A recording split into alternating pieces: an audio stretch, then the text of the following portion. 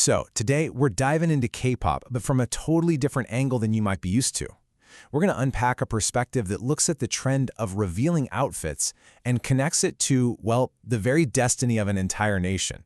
I know, sounds pretty intense, right? Let's get into it. All right, so the source material we're digging into today kicks things off with this really provocative question. Most of us see these outfits and we think confidence, style, a global trend, that kind of thing.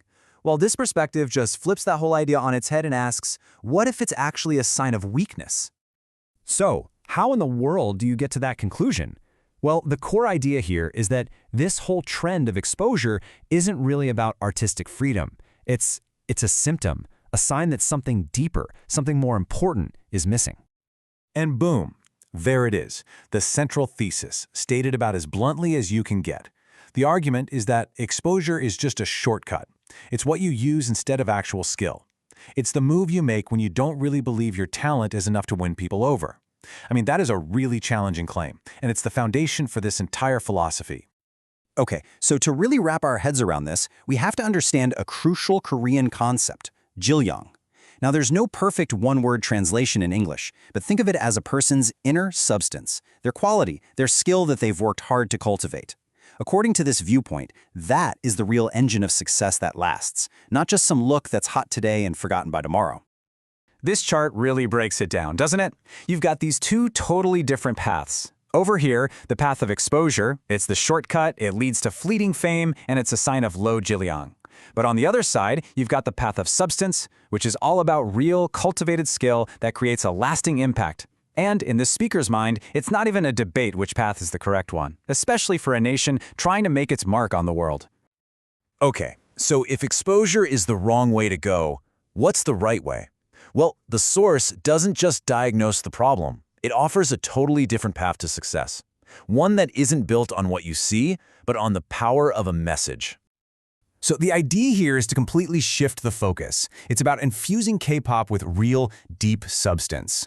I mean, imagine song lyrics that give people genuine hope, that offer real guidance, turning these artists into, like, mentors for a whole generation of young people around the world. The goal is to earn respect through the power of your ideas, which makes what you're wearing almost an afterthought.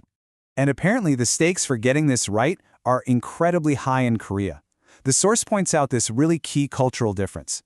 Unlike in the West, where a celebrity can often bounce back from a scandal, in Korea, one single misstep, one wrong word or action can literally end your career, instantly. That kind of intense pressure means building your career on a foundation of substance, of Jilyong. Well, it's not just a good idea, it's basically a survival strategy. Okay, and this is where the whole argument gets way bigger. We're moving beyond just pop music now. This is about a grand philosophical vision for the entire Korean people and what their role in the world is meant to be. To understand this, we need another profound concept, Chensin. It translates to descendants of heaven. And this isn't just some poetic phrase. It's used here to frame the Korean people as having a unique, almost spiritual mission on the world stage, a special destiny they need to fulfill. So, what is this big, grand mission? It's defined by an ancient Korean ideal called Hongik Ingan, which means to broadly benefit all humankind. You see, the vision is massive. The idea is that the descendants of heaven are meant to become humanitarian leaders, providing moral guidance for the entire planet. And the speaker argues this isn't something that's going to happen way off in the future, it's happening right now. We're in what they call a transitional period, where the world is already starting to look to Korea for cultural leadership in everything from food and fashion to how we live our lives. And that's exactly why presenting a culture of deep substance, not superficiality, is more important than ever. Now, I know this all might sound really abstract and philosophical, but the speaker actually brings this huge vision all the way down to something very practical, a personal call to action that anyone can do. So how do you actually do it? Well, the source lays out this surprisingly concrete 100-day personal challenge. And the rules are incredibly simple. For 100 days, you just stop. You stop all complaining, you stop all blaming, period. And then you use all that mental energy you've saved to listen to good, positive, constructive teachings.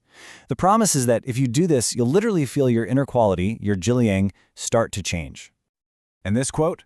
Man, it really drives home just how seriously this philosophy takes it. The idea is that your attitude directly affects what comes to you in life. Complaining isn't just negative. It literally creates a wall that blocks blessings from reaching you. It's a disciplined, positive mindset that actually invites them in. And this is what brings it all full circle. That 100-day journey isn't just about self-help. It's the training ground. It's how you build that inner strength, that jil-yang, that you need to actually go out and fulfill that grand mission of Hongik Ingan, to start creating a better world for your family, your society, and ultimately for everyone. So we'll leave you with this question to chew on. While the philosophy we talked about is very specific, it touches on a huge universal question for all of us right now. In this crazy attention economy we live in that runs on clicks and views and viral moments, what is the true measure of an artist's value? Is it their message, the community they build, or is it just about their ability to grab our attention if only for a second?